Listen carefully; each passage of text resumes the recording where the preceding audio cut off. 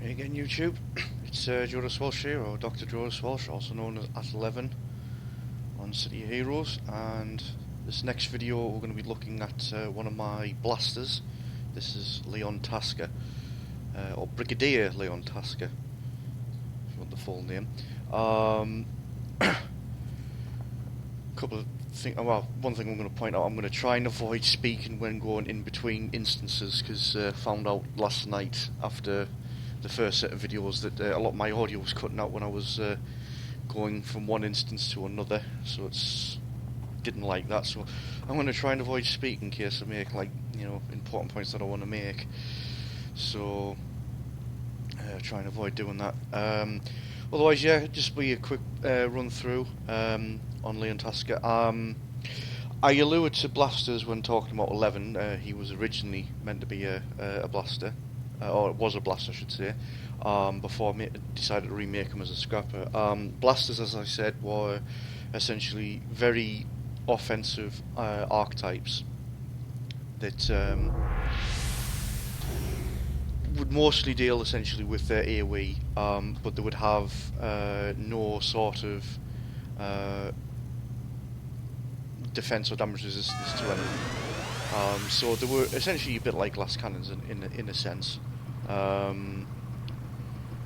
So obviously, as such, you'll notice I'll not be going too mental with the sort of numbers that I have in previous videos with some of the other characters, because they're not as versed to deal with massive mobs. I've seen ones that have been okay with massive mobs with an IO build, but I never really got a chance to make a blaster with an IO build that was built for at least range defense. The Blaster Ironworks that at some point I'll be showing you was hoping in the game for that, but obviously not going to get that chance now. This character is IO'd out along with the other blaster that you'll be seeing next, Emma Tasker, but the idea was as the IO build was just simply built for recharge and damage. More than anything, because I wanted to keep with the concept of the fact that this character is not meant to be seen as a superhero role. He's meant to just be a regular soldier, so he just uses weaponry and tools and whatnot to essentially get the job done, more than anything. So yeah, Leon Tasker was actually one of the characters that I made with my return to the game and then going on to Union, remaking 11. Just decided, I'm going to start making a few more characters, and initially was going to make something that was very Punisher-esque, essentially. But then I decided, nah, just didn't feel right, it just wasn't working for us anymore, the idea of doing something that was a bit like Punisher-like, really. So I just thought, no, I'll just make a soldier, out-and-out soldier, have him loosely tied to 11 in some fashion, and just go from there. And yeah, the whole concept of going for the blaster and going for assault rifle devices, which what this character is, was just simply so that yeah, it would feel super. It makes for a difficult playthrough, of course, in comparison to obviously like the likes of 11 Bishop, some of my stronger characters. But it's I've on occasion made use of the character when needed. You get situations where essentially what's needed is a blaster or a some of the range damage types, essentially. So it's a case of, if stuck in a rut, well, no problem on getting the blaster out. Although I would consider Ironworks, which you'll see at some point, as my main blaster, but Leon served its purpose. I think, yeah, since the IO build, obviously with recharges, does make it a little bit more playable. You make use of the big nuke powers they refer to. Blasters always had a tier 9 power, which was seen as the nuke in most cases, where they would let out a massive damage strike essentially at the mob. They were usually involve an endurance crash though, where your end gets completely drained. So stuff like Inferno, Nova, like massive explosions, usually resulted in your end completely drained. Assault rifle didn't do that. They had essentially full auto, which essentially was just unloading the clippers that were. But I think the idea with that was is that it wouldn't drain your endurance completely. On the flip side, that it probably wasn't as damaging as some of the other nukes, but you could use it probably a lot more often, because usually the nukes had a very long recharge to them as well. That was going to be changed in issue 24. They were going to alter the recharge on a lot of the nukes and make all of them crashless as well. That was following the release of Water Blast, where it had a big crashless nuke as well.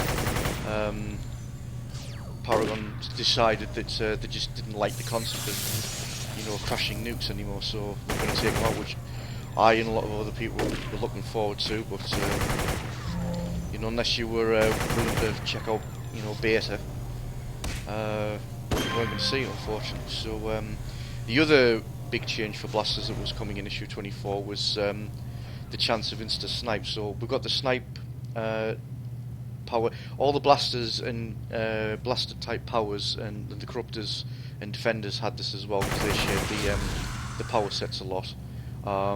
Always had a snipe and had a really long cast time before you'd actually fire it off, and was interruptible. What the plan was with issue 24 is that if you managed to get, I think it was your 2-hit percentage to a certain point. I can't remember what the numbers were now.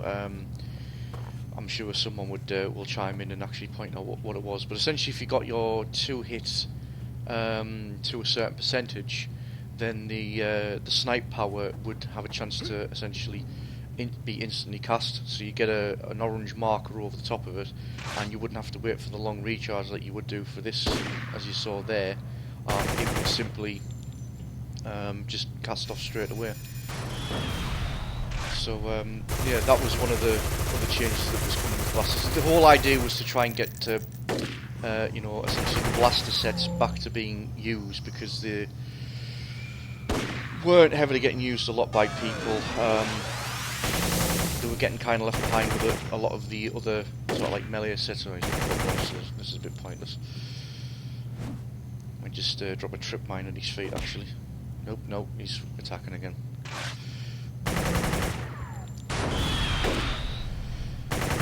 Yeah, I think the idea of the blaster change was just to try and get them a little bit more viable again, and but they were going to go across the board for the corruptors and the defender archetypes that, like you say, shared the power types. So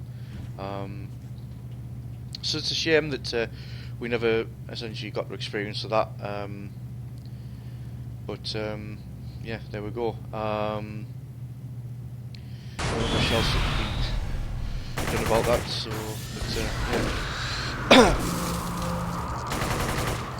Having started the game as a blaster, of course, I did get, like, as I alluded to in the certainly in the second video when talking about 11. Obviously, I got an education in playing the game, playing as a blaster, because they are somewhat weak source.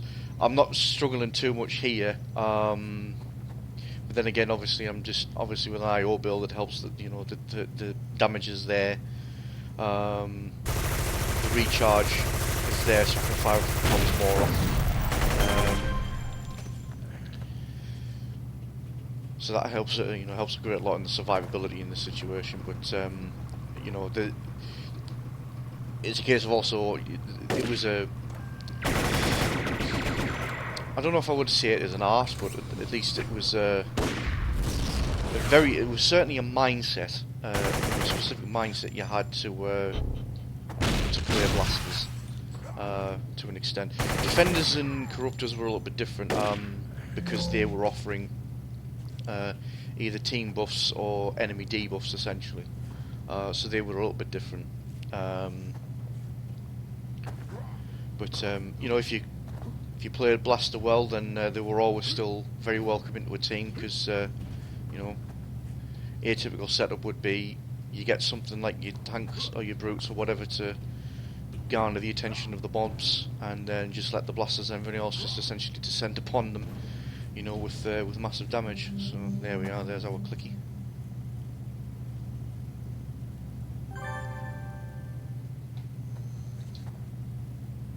Right, assuming this is a defeat all, I think. So yeah. Essentially, concept-wise for the character, really speaking, Leon Tasker essentially was seen as the second in command of the Dunelm group, which is the supergroup that all my heroes essentially operated in.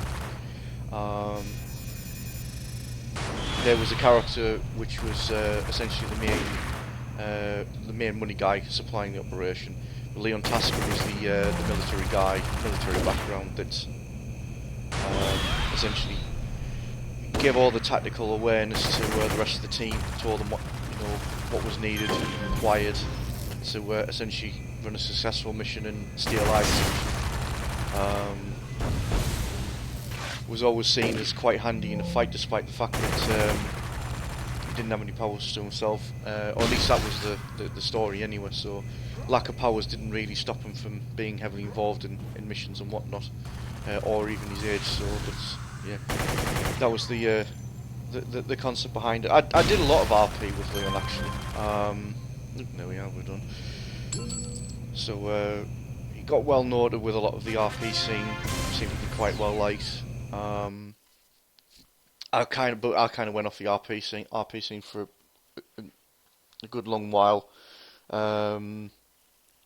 So his playtime probably was minimal, but yeah, he was played enough to the point where I always liked the character. I've stuck by the character concept. Even though I haven't probably played it as much is one thing, but he was always there. And like I say, if ever called upon, we needed a blaster, then I would certainly offer him up as an option. So yeah, that was a thing that was also coming an issue 24 was the ability to finally get rid of the FX of hasten, which is the glowing hands there. Hasten was the one of the pool powers that allowed you for increased recharge of all your powers. Very popular on most builds. I tend to have it a lot on all my characters, but the glowing hands was usually put off for a lot of people. I wouldn't have minded so much on some of my characters. On 11, actually, I would quite happily have it, but as long as I could recolour it blue. Obviously, like I say, with the blue 5, but for the likes of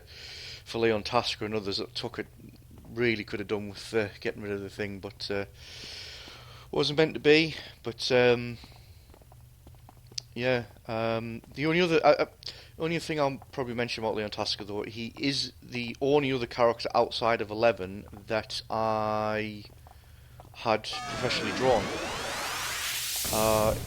There was the player meet in 2008 in Birmingham. It was at the Omega sector when that was still open, and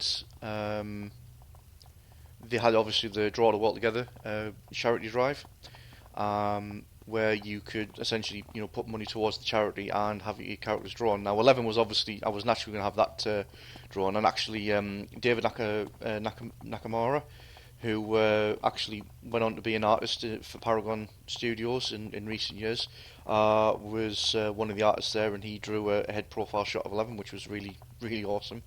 But I also had a pencil drawing done of Leon Tasker. So yeah, that's probably the only other little tidbit of that I've got of the character, really. That yeah, he's the only other character that I've actually essentially had drawn by a professional artist. So there we go. That's Leon Tasker. Yep, nothing too spectacular, but that was the whole point of the character. So yep, coming towards the end of the 50 minutes. So yeah, checking next time. I've got essentially his wife Emma Tasker, another blaster, turning up. So this is Julius Walsh signing off, and I'll catch you in a moment.